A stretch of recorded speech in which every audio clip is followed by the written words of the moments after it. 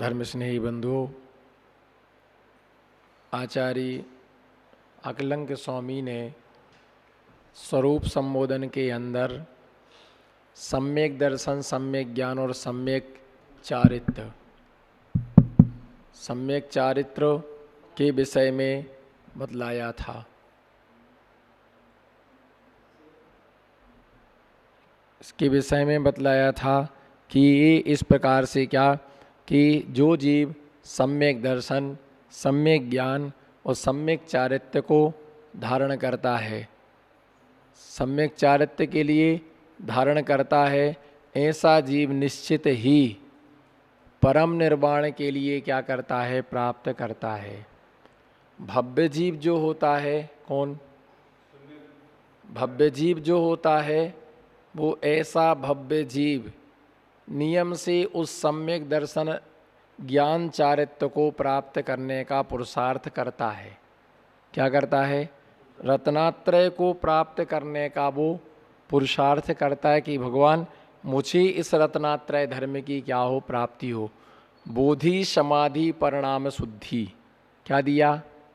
बोधि, समाधि, परिणाम, शुद्धि, स्वात्मोपलब्धि, शिव सौख्य सिद्धि। सामायिक पाठ के अंदर अमित गति स्वामी लिखते हैं बोधि, समाधि, परिणाम, शुद्धि। हे जिनेन्द्र देव, मुझे बोधि की प्राप्ति हो। क्या? मुझे बोधि की प्राप्ति हो, मुझे समाधि की प्राप्ति हो, मेरे परिणामों की शुद्धि हो। तीन चीज़ें ध्यान में रखने का, बोधि, समाधि, परिणाम, शुद्धि। अब ये बात है कि बोधि और समाधि हो गई तो परिणामों की शुद्धि क्या करेंगे? तो समाधि का मतलब ये नहीं लेना कि अपने शरीर में से आत्मा निकल गई। समाधि का मतलब होता है ध्यान में लीन। ध्यान का पर्यायवाची नाम भी क्या है? समाधि। जैसे सामायिक में बैठे हुए हैं, अपने आत्मा के स्वरूप में लीन हो गए, आंखें बंद हैं। जैसे ध्यान रखना, बैठ की माला लेकर के और बिल्कुल हाथ पर हाथ रख के बैठे। किसी ने कहा देखो साधक समाधि में लीन है। समाधि का मतलब क्या होता है? समान धी। जैसे समधी, समधी जानते कौन कहलाते हैं? छोरा छोरी की शादी होती है ना, तो बहू का पिता और बेटे के पिता जब दोनों मिलते तो वे क्या कहले? समधी। क्या कहे? समधी, समदन, हाँ, संबंधी, समधी। तो समधी का मतलब कि बहू बेटे में दोनों में समभाव रखना। किसमें? बेटा खुद का है और बहू बेटी दूसरे की लाए हो, दूसरे की बेटी को अपने घर में लाके क्या बनाया है? बहू बनाया है। और तुमने दूसरे के बेटे को अपने घर में लाके जवाई बनाया है। ऐसा काम किया तुमने? तुम ऐसा ही करते हो? है? ऐसा करते हो तुमने बहुत गलत काम किया। तुम्हें ऐसा नहीं करना चाहिए। तुमने बहुत गलत काम किया। ये मैं नहीं डांट रहा हूं, ऐसा आचार्यों ने फटकार लगाई है। किसने फटकार लगाई? आचार्यों ने फटकार लगाई। उनको अधिकार है, हक है। तुम ऐसा गलत काम करते हो कि दूसरे की बेटी को लाके तुमने बहू बना लिया, अपने बेटे को दे के तुमने जवाई बनवा दिया। ये काम किया, संसार बढ़ाने का काम किया। अब नहीं करने का, भविष्य में ध्यान रखने का। क्या? मनुष्य पर्याय अब मिली, मनुष्य पर्याय मिली तो वैसा काम नहीं करने का। अब तो क्या? बोधि, समाधि, परिणाम, शुद्धि। तो ऐसे जो अपने बाएं हाथ के ऊपर दायां हाथ रख के, बायां हाथ के ऊपर दायां हाथ रख करके और आंख बंद करके जो व्यक्ति बैठ जाता है, ऐसा व्यक्ति वो क्या कहलाता है? समाधि में लीन कहलाता है। क्या कहलाता है वो? समाधि में वो लीन कहलाता है। तो पहले बोधि, बोधि माने रत्नात्रय, बोधि माने सम्यक दर्शन, सम्यक ज्ञान, सम्यक बोधि। बोधि समाधि, जिसे बोधि की प्राप्ति होती है ऐसा जीव समाधि के लिए प्राप्त करता है। और पहले से हल्ला करते फिरे हमारी तो समाधि हो रही, समाधि हो रही, समाधि हो रही। किसी ये कहने से समाधि नहीं होती है, हल्ला मचाने से समाधि नहीं होती। अपने आत्मा के परिणामों में विशुद्धि रखो कि जिन विशुद्धि के साथ हंसते हंसते हमारी आत्मा ये प्राण हमारी निकल जाए, वो समाधि कहलाती है। समाधि में भीड़ तो हो सकती है, बोलो, समाधि में भीड़ तो हो सकती है, परंतु भीड़ में समाधि नहीं हो सकती। समाधि में भीड़ हो सकती है, पर भीड़ में कभी समाधि नहीं हो सकती है।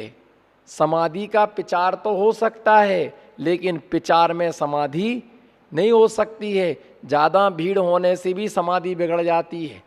ज़्यादा भीड़ होने से, है ना, हमारा धर्म ध्यान में विघ्न आने लगता है। ज़्यादा लोगों से राग होने से स्वाध्याय की हानि होने लगती, क्योंकि स्वाध्याय के छोड़ कर के लोग पंचायत में लग जाते हैं, बातों में लग जाते हैं। संस्कार अनादि काल के संस्कार बने हुए हैं। इस संसार में बातें करने के कब के संस्कार बने हुए हैं?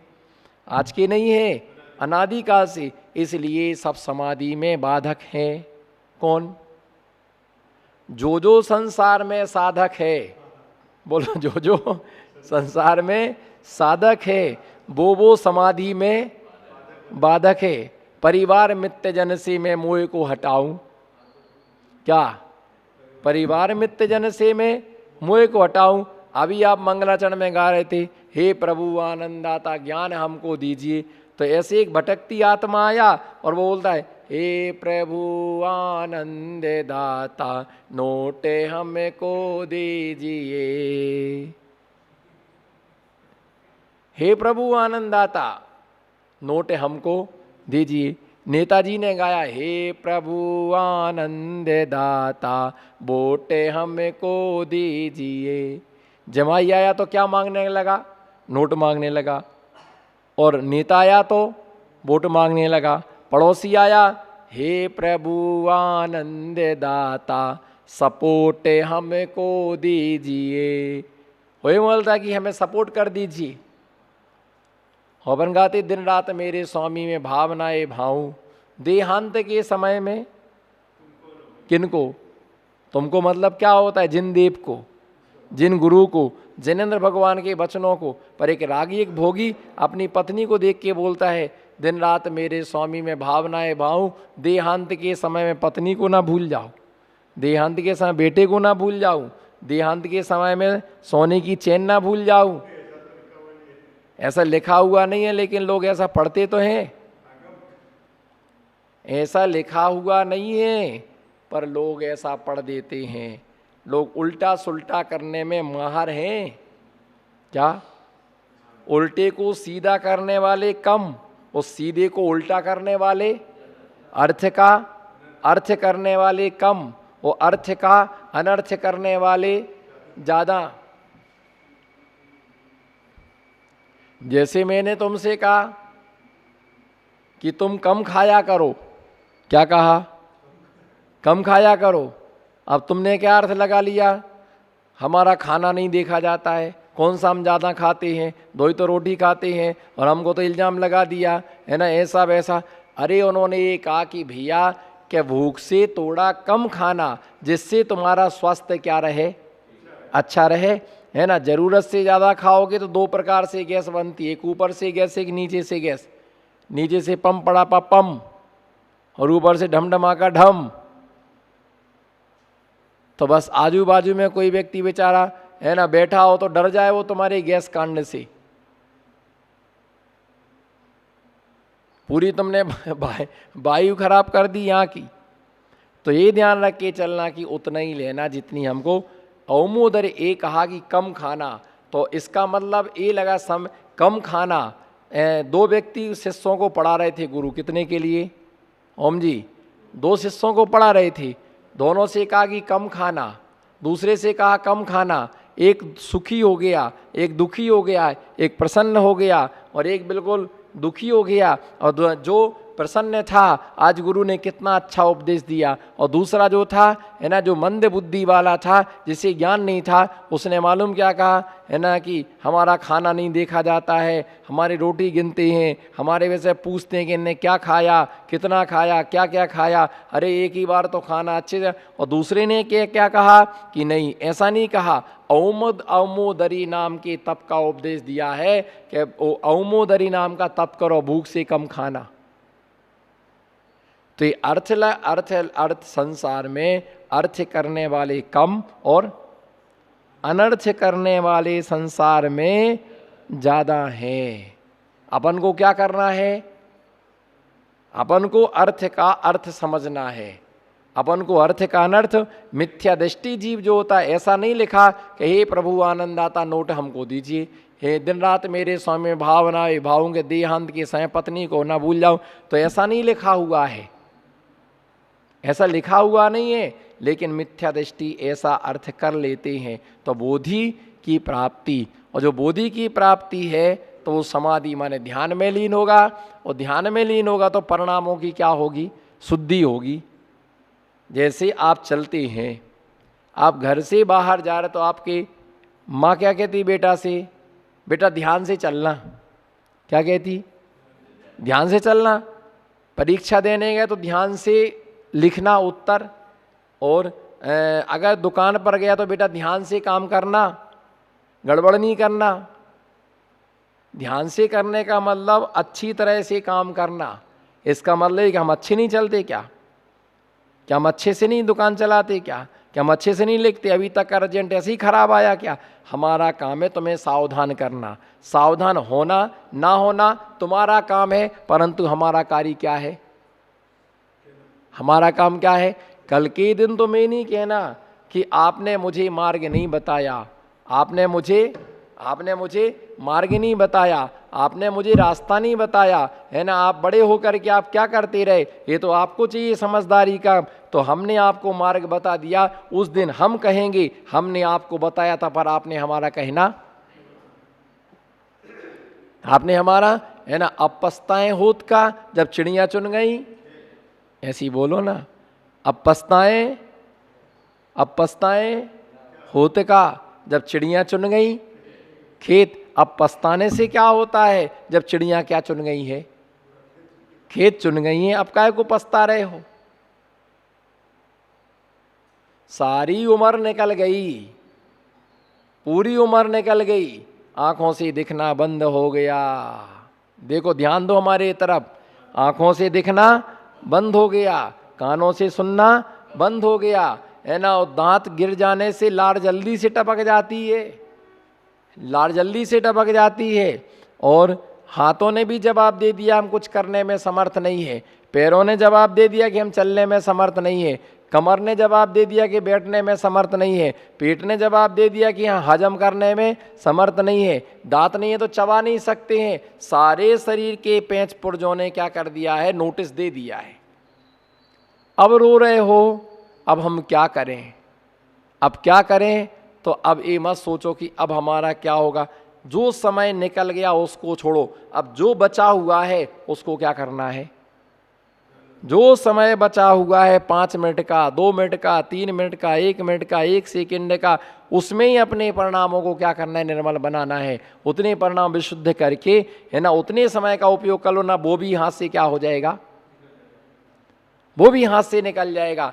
तो वो समाधि होती है, तो समाधि में परिणामों की शुद्धि, और परिणामों की शुद्धि जब होती है तो उसमें बोधि की क्या होती है, प्राप्ति। और जो जब कोई समाधि होती अंत समय में इस देह का त्याग होता है, शरीर का त्याग होता है, तो एक समाधि में कम से कम 48 साधुओं की जरूरत होती। ओम जी कितने, कम से कम, अधिक से अधिक 48, कम से कम 3 अथवा 2, कम से कम 2 साधु तो होना ही चाहिए। समाधि करने वाले साधक को कभी अकेला नहीं छोड़ा जाता है।